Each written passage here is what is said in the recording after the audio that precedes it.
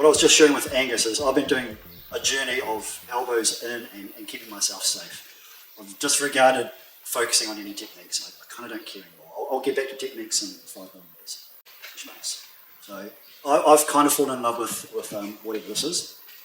And my reasons are similar to my instructors.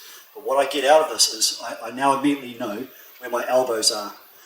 And what I would want to share with other newbies, because I've only been doing this for 10 years, so I'm still learning, is maybe start getting used to how it feels in your body. One of the biggest barriers I've found with learning Aikido is how all these different people explain the same idea. And so when I've left seminars and said, Tony has said this, and Clyde has said that, and Duncan said that, one of them makes perfect sense. And I think this is maybe one of our challenges with Aikido. And we hear phrases like, sink into your hips. We all just stand here. Someone does this, someone does that.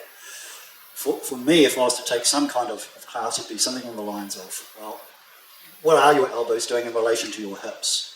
Are you going to stand there or move around into a nice safe space? Right? And as I was sharing with a student, don't worry about the techniques. I think we get caught up so much in left foot there and right foot there. For me, on a deeply personal level, is how does it feel? Right? Is my guy being honest?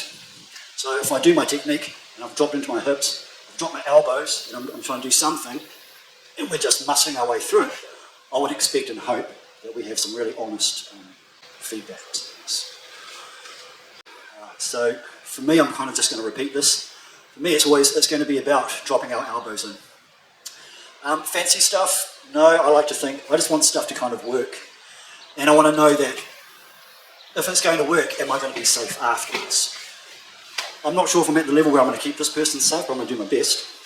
Try it outside. So in a moment, if we're going to give this a go, just to keep things real simple, it's a case of just dropping into our own hips, dropping into our own elbows, and just feel, just if you can stay there, the shape that they've fallen into, what can you bring out of this shape? You go to the front, go to the back, and at the same time thinking about, well, do I keep myself safe? And Jason's got some weapons there, it's probably not a safe spot.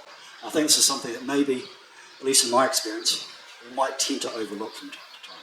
So, the challenge is, can you feel your hips in relation to your elbows? And as you drop your hips, drop in your elbows, and whatever you find, go with it. And I would hope that as they're doing things, as you're trying to do a technique, the person, instead of giving you advice or guidance, maybe just gives you a bit of honest feedback. So if you hit a wall, instead of persevering, stop, reset,